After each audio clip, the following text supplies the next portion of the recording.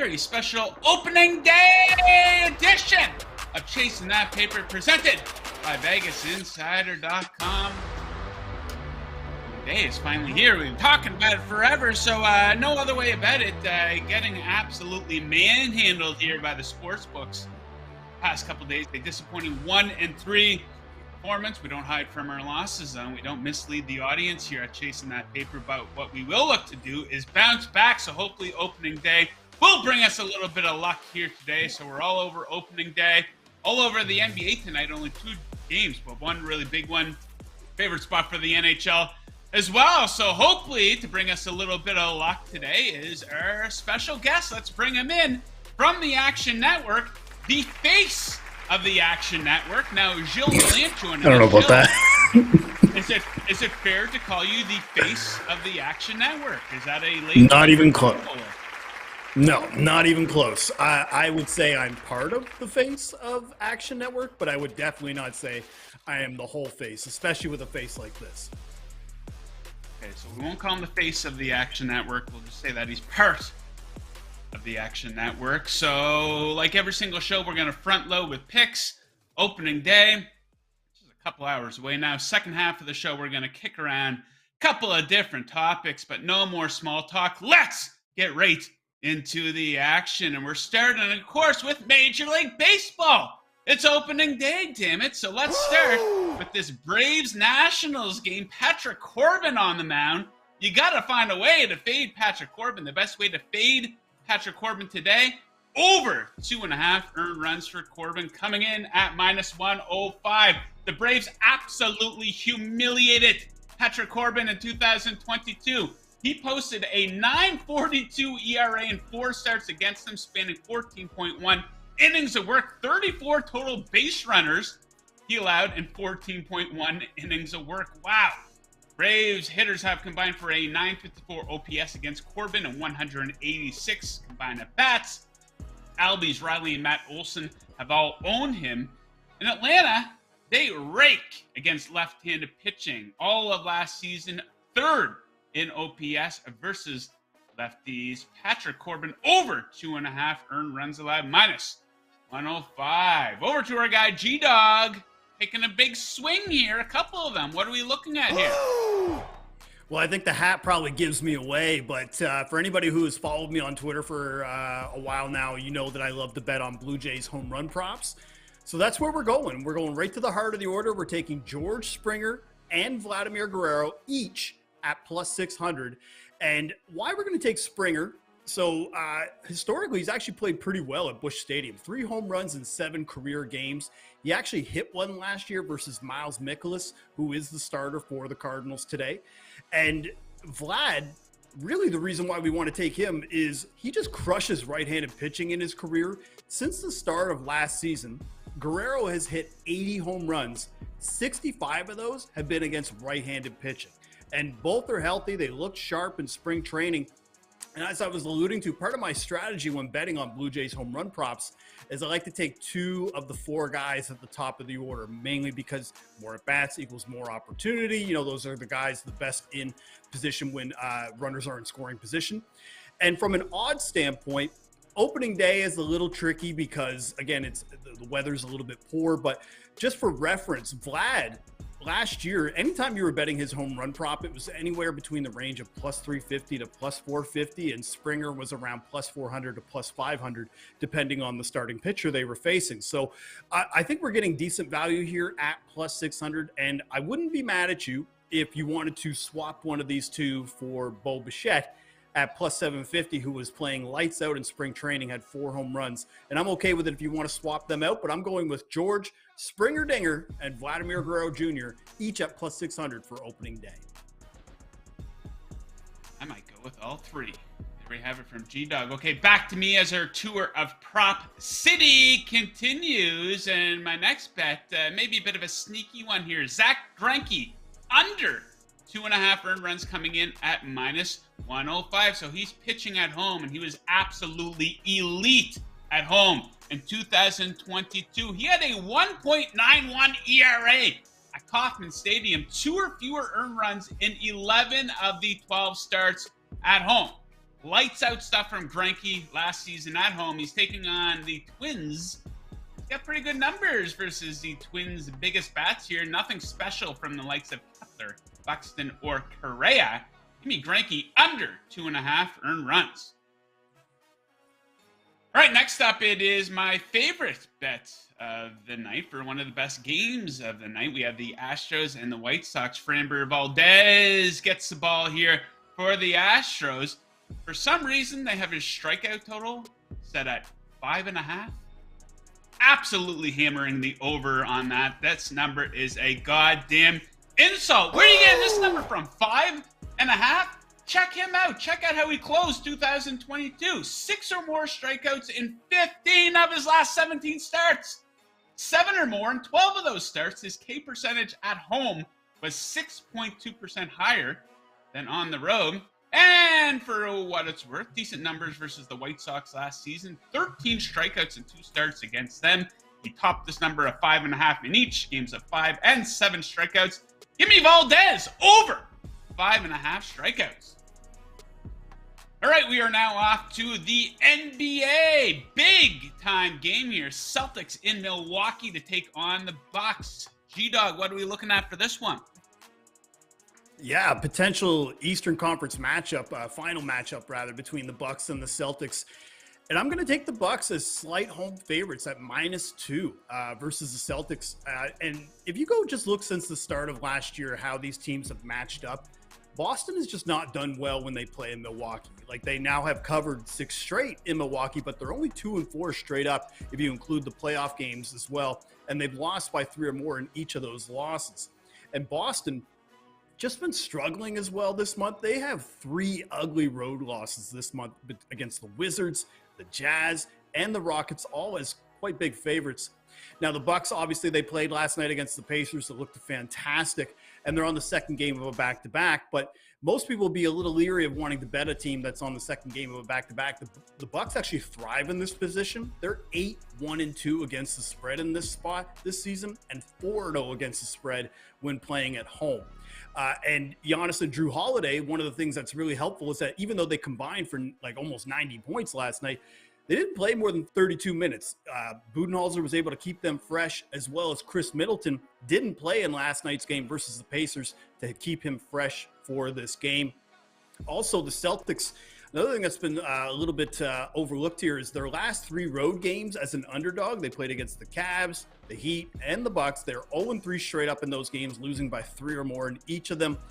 And I generally don't like to get too much into motivation because I think both of these teams are going to be motivated, but I wanted to just pivot about Giannis specifically, who I think could be a little extra motivated tonight for the MVP race. So he had a huge triple-double last night, and his odds were around +450 to +500 to win MVP. But if he explodes again tonight, you could see him jump right back into the driver's seat. I think he's going to play really well. Also, from a Celtics injury standpoint, both Robert Williams and Grant Williams, both questionable. How I would play this if you're not wanting to play the -2 right yet is if you think they're not going to play, you want to grab the Bucks right now. But if you think the Bucks, both Williams are going to play tonight, what you can do is you can wait a little bit better closer to tip-off, and you could probably get a better number on the Bucks. But I like this spot for Bucks -2 to win against the Celtics.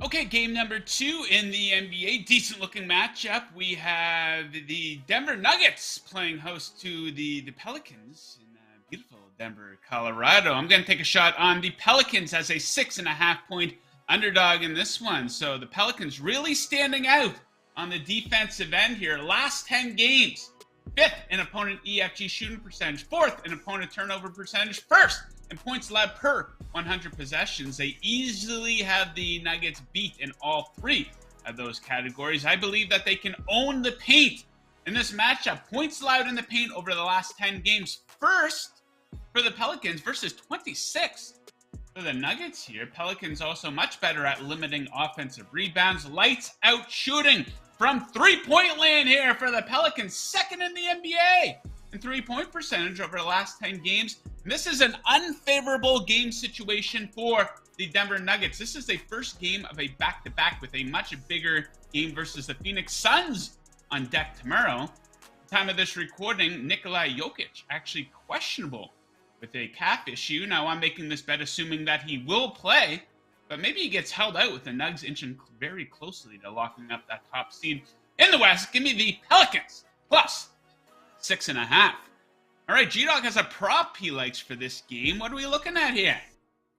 Well, you kind of hit the nail on the head here about talking about the three-point shooting for the Pelicans, and that's where we're going to be looking at Trey Murphy III, over 2.5 three-pointers at -130.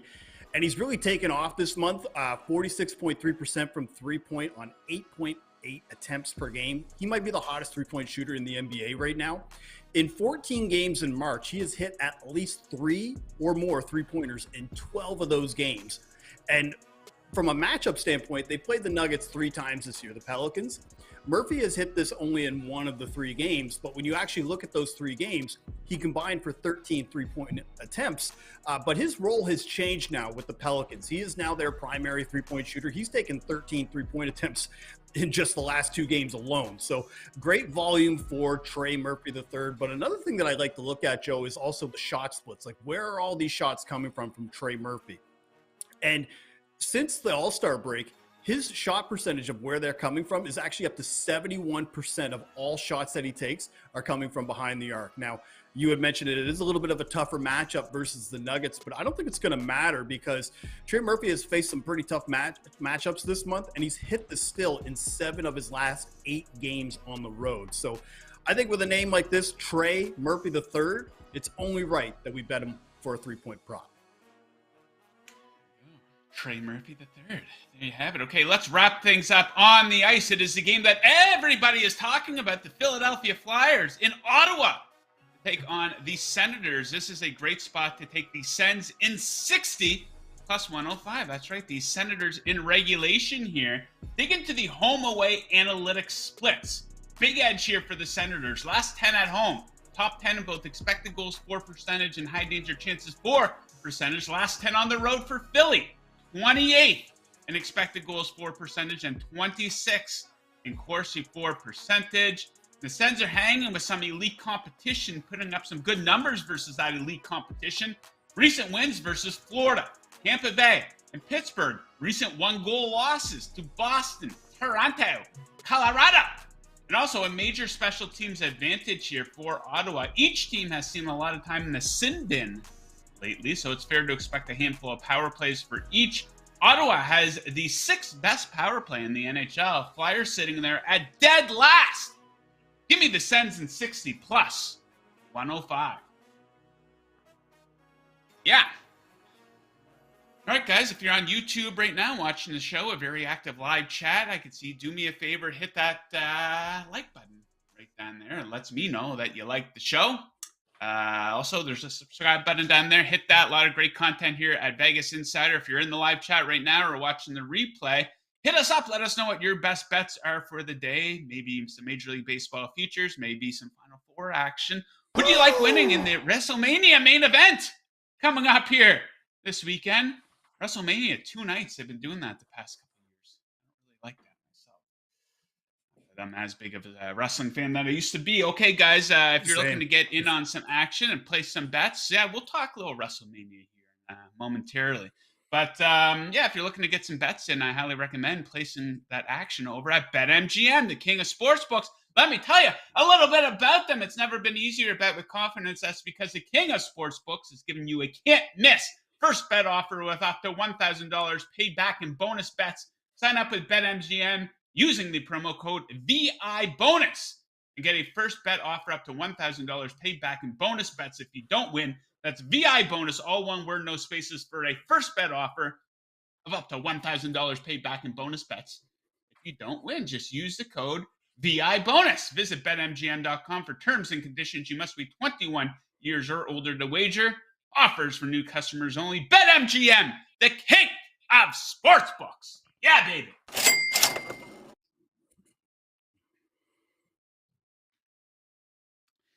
Yeah, if you're going to be betting, guys, you might as well take advantage of these offers. That's one advantage that us sports bettors have over the sports books. So, yeah, look to take advantage of that. Okay, G-Dog, let's kick around a couple of topics here.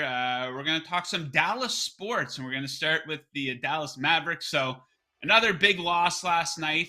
They were in a lot of that game versus the Sixers, kind of fell apart there in the fourth quarter. Now, this is a topic that I was on Monday discussing the Mavericks. It's been a disaster. They kind of put all their eggs into one basket with this Kyrie trade. Any assets that they had for a major trade were used for Kyrie. It's not really working out. It's actually going quite horribly. If the season ended today, they wouldn't even be in the play-in. So true or false to you, Luka will bolt. He will leave this team over the next few seasons, whether it be when he becomes a free agent here in a couple of years, or like Kevin Durant, James Harden, Anthony Davis, maybe even request a trade and say he wants out. What do you think? That's a tough one, Joe, because, I mean, I don't think the Mavs are going to let that happen. But at the same time, if he just refuses to play, I mean, this is the NBA landscape that we're in now. And I think he could easily ask for a trade. Like, that would not shock me at all. I'm just not sure if they would be able to get the value back and what they were going to, what he means to that team. But this team has just kind of went downhill ever since they kind of lowballed Jalen Brunson. And you're watching Jalen just thrive in New York right now. And, you know, once they traded away Dinwiddie and Dorian Finney-Smith for Irving, the roster that we saw that got to the Western Conference Finals is not the same at all. And I think Finney-Smith, I think, is probably the most underrated player that left this team. He was somebody that, you know, knew his role, defended the perimeter, shot three-point shots when they would close in on Luka. They don't really have that as much anymore. And as a result, you know, Kyrie Irving, I don't want to necessarily paint him with the same brush of that he's a team killer, but the writing is on the wall. It's now like 3 straight franchises that this has happened. So it's really difficult not to pinpoint it and put it on his shoulders. Yeah, I said the other day, shades of LeBron's first run with the Cavs, inability to build a winner around him. I think we're seeing that with Luka right now. Not a whole lot of depth. You go from player 3 through 9 on that team. Not very good. Okay, let's continue on with our theme of Dallas sports here. Of course, you're a big-time Dallas Cowboys fan. It's been a relatively quiet offseason for Dallas. I guess the biggest story is Ezekiel Elliott being let go as he looks for a new home here. So this isn't a bet that I know a lot of people aren't looking to place NFL futures bets right now, but I'm guessing you're going to get this number at around the same price here as the season approaches. I love this bet. You can get the Dallas Cowboys at plus 155 not to make the playoffs. Mike McCarthy calling plays? Are you kidding me? That guy can't manage a clock. You think he can manage a playbook? I don't think so. So true or false, what do you think? The Dallas Cowboys won't make the playoffs here next season? So this is a conflicted answer. I can't just give you a true or false because I have to admit that there is bias in my heart. And I'm that Dallas Cowboys fan who is glass half empty. I'm going to be the one who's betting the no playoffs. And I'll be that type of guy that would bet against them all 17 weeks. And if they prove me wrong, then who cares? We're in the playoffs and I'm happy about it. I think the one thing that I would say why it's a little tricky to bet against the Cowboys right now from a playoff standpoint is just the landscape of the NFC, especially if Rodgers ends up leaving again. That's just one fewer quarterback that is, that is a difference maker in that conference.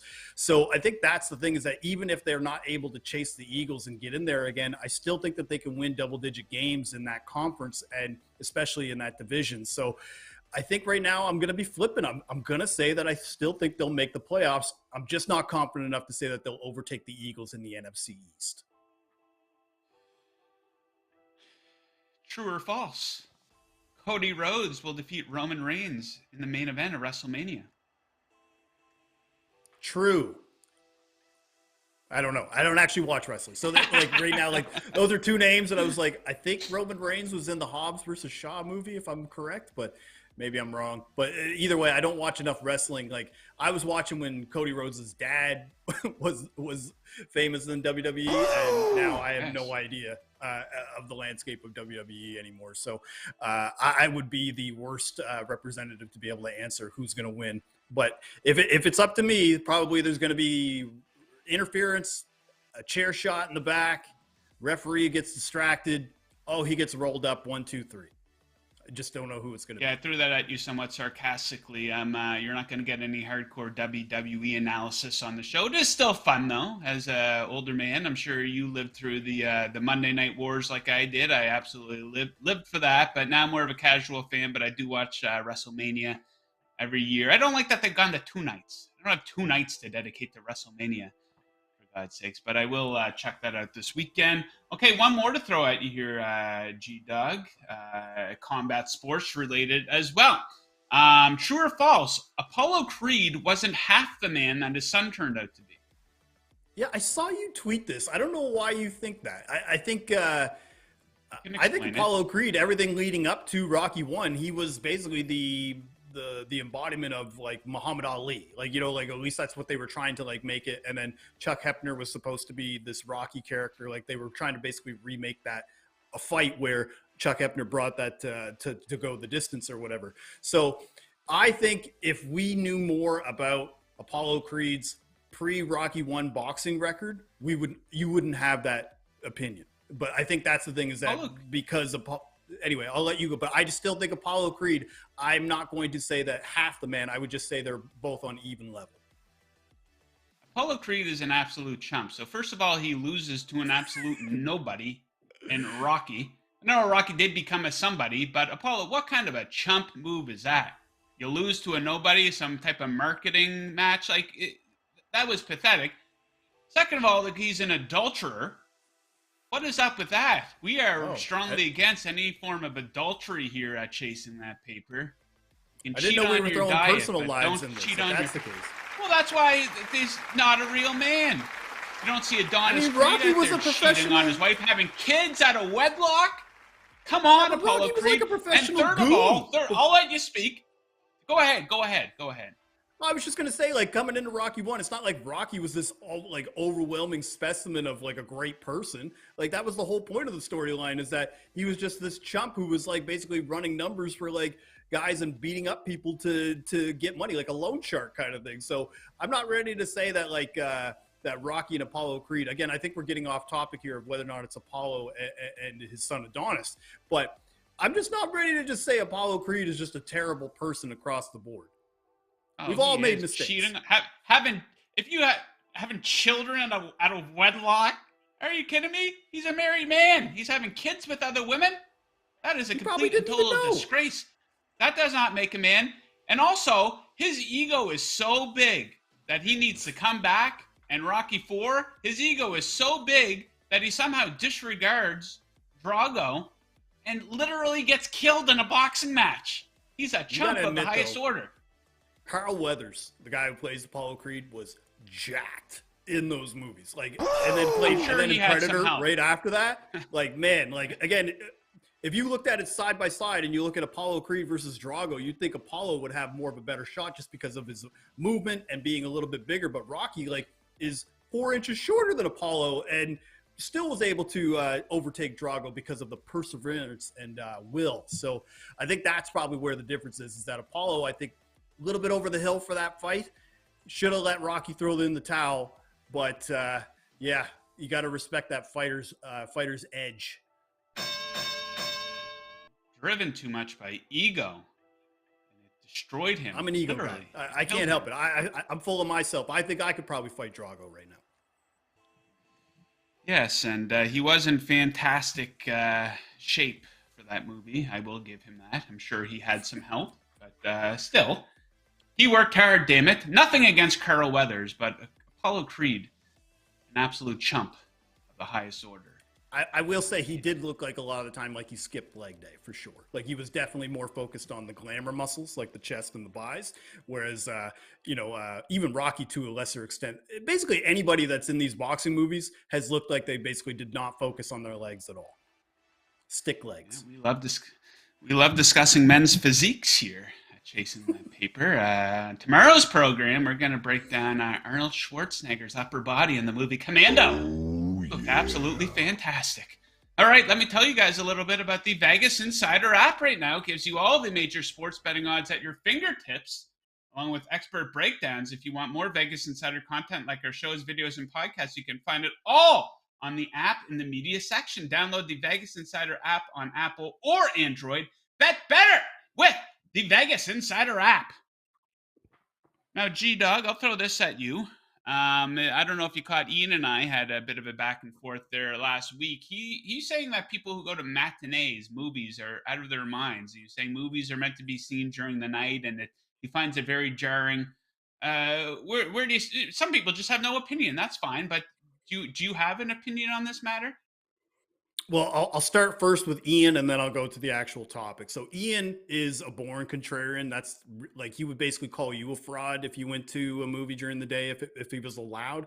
But at the same time, I get kind of where he's coming from. And I think part of it with Ian and why he probably wasn't the best person to ask is, and I'm not demeaning him for somebody who wears glasses, but I feel like some of the time people who wear glasses, when they go into those dark environments and then come back out to the light environments, that it affects their vision too much. Because that was something that he was mentioning about how he would come out and feel like it was just a completely wasted day or something like that when he would come out and it took too long for his eyes to adjust. So that's just Ian as far as the answer, like just who he's answering the question. Now, the actual question itself, I love doing that, man. I don't know why Ian was so against it because I got stuff to do. Like, you know what I mean? And a lot of the time, I'm not against going on opening day the way maybe you had such a strong opinion about that. Yes. But also at the same time, it's just, I don't think it's out of pocket to speak that we both have kids. It's just hard to find evening slots to be able to go watch movies kind of thing. So a lot of the time it's easier maybe just to go during the day with your kids or just to find a babysitter during the day for a couple hours to go do that. So, and then also the fact that there's just way less people, going to those movies. So if you wanted to go see Creed 3 during the day, then you still got the entire evening to be able to go do something, maybe go to dinner like we maybe are going tonight. Are we going to dinner tonight, Joe? Yes, indeed. Boom. All right. So if we're going to dinner tonight, we could have easily went to see a matinee, hit up dinner right afterwards, and still have the rest of the night to watch baseball if we wanted to. So again, that was the one thing that I would just say with Ian is that he might not have been the best person to ask, but also at the same time, I get where he's coming from, where the vision and stuff like that might be a little bit more of an adjustment for others. Next movie I'm going to go see in theater, Air. The Ben Affleck, Matt Damon, Nice. Air Jordan, Nike Air, whatever you want to call it. Very much looking forward to seeing that movie. I think it comes out next week. I will be catching that a matinee during the week where it's just me and like 4 other people in the theater. Apparently, Tito caught an advanced screening of it. He says, great film. I don't know if I trust Tito's taste in movies, though, after he informed me yesterday that he's never seen a Rocky or a Creed movie. He just casually throws that out there. That definitely throws me, especially because I know that he's got some boxing takes. And I feel like I'm not saying that you need to have seen those movies to be able to know boxing or have a boxing take, but I feel like a lot of the time, you kind of need to know what movies boxing looks like to be able to know what actual good boxing looks like. I guess that would be what I would say. So if Tito is kind of more looking to fast track this and get out of, because I would say Rocky 1, I don't know if you tried to go back and rewatch that recently, pretty long and a lot of spots where it's just boring. Like, so I would argue maybe jump right in Rocky 3. You get to watch a nice little matchup with Clubber Lang. You get to watch some nice inspirational speeches by my new favorite boxer, Apollo Creed, as well. So I think that Rocky 3 is kind of when it jumps the shark and starts to go into action mode. 3 and 4 is basically just a big montage throughout the front to back. Awesome. Perfect 80s movie. Rocky 5, you could throw that in the trash. And the Rocky remake, that Rocky 5, man, there's no boxing. It's basically him and Tommy Morrison fighting in the parking lot. Like, oops. Yeah, it's street fight. And then the remake when he plays, he's fighting against is it Antonio Tarver, or the one where it's where he's way past. And again, that one is just kind of okay, but one of the funny things that I love about that movie is that movie is basically just one long motivational speech. Like that motivational speech that he gives to his son that I've seen on countless reels, talking about how hard you can get hit and get back up kind of thing. And then once Creed takes off, Creed just basically takes the original formula of Rocky 1, but injects it with a little bit more Rocky 3 kind of action, and Creed 1, 2, and 3. I haven't seen the third one yet, but I'm assuming it's solid. All the reviews look great. I'll take your word for it that Creed 3 is good. So you can just skip Rocky 1, 2, and 5 and watch the rest, and I think you'd be caught up. Listen to this guy, a real film buff. Unlike Tito, who Well, presents himself as a film buff, then casually throws it out there that he's never seen a Rocky movie. Gilles, I we got think to what's do some more type of shocking a is that, like, if movie or you had TV even talk. any form of cable, like growing up, like they would just show Rocky marathons, like 1 through 5 on like, Yeah. Peachtree or CBS. those channels, or whatever else, right? So I'm just shocked that he hasn't even caught like 5 to 10 minutes of it, just like flicking through the channels and being like, oh crap, Sylvester Stallone's punching a guy. I wonder what that's all about. Instead of he's just flicking the channel. So I don't know. That's just Tito though. Yeah, he did just graduate from high school. About 6 years too late, but that's besides the point. Okay, it is now time for today's Handicapper Heat Check presented by VegasInsider.com, your home for the best expert picks in the business since 1997. Today's featured expert is Kevin Thomas, who has a 4-0 all sports record in the last 2 days. Tim Michael nailed 5 straight NHL winners, and Will Rogers continues his dominance in the NBA with a 16-1 win streak. Hope you're tailing Will Rogers. Visit VegasInsider.com/picks for tonight's hoops and NHL best bets. That's your Handicapper Heat Check. Stay hot, betters! All right, G-Dog, we're winding right down here, but before we do, tell Chasing That Paper viewers where they can check out a little bit of your work and what you got going on over at the Action Network. Yeah, absolutely. So you can follow me on Twitter, for example, at GDog5000. But if you're looking for my betting picks that I give out daily, whether it be for NBA 3-point props, sides and totals, or Major League Baseball when I'm doing home run picks, you can just download the Action app and you can look up GDog5000. You can see all of my bets as soon as I post them. One of the things that I'm going to be doing for opening day is, so I love to bet home run props. So in order to engage as much as I can without having to spread myself so thin, I'm actually going to be looking at 10 different guys for home run props and putting like 0.1 unit on it. So that way, if I get burned, it's only 1 unit in the can. But at least that way I can have a little bit of action everywhere, especially for some big sluggers who I expect to go yard on opening day. Indeed, you can find me on the Action Network app as well at Vegas Insider Joe. The results over the past 2 days have not been pretty, but they are what they are. Okay, so that does it for today. We got some baseball to watch here today. Very excited for that. And we thank G-Dog very much for joining us. We thank Tito for producing today's show. We thank you, dear viewer, for tuning in. Best of luck with your bets today and tonight, unless, of course, you are fading us. And as always, keep chasing that paper. Whoa!